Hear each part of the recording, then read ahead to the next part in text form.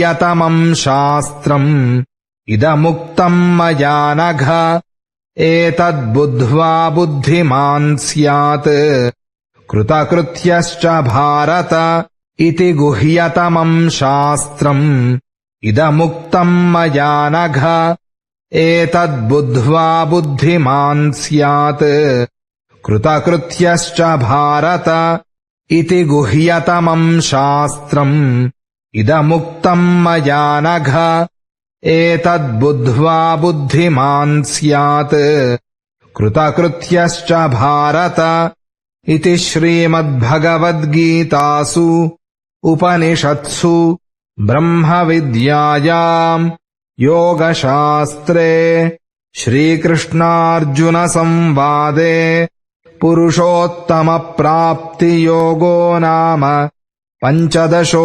अध्यायः।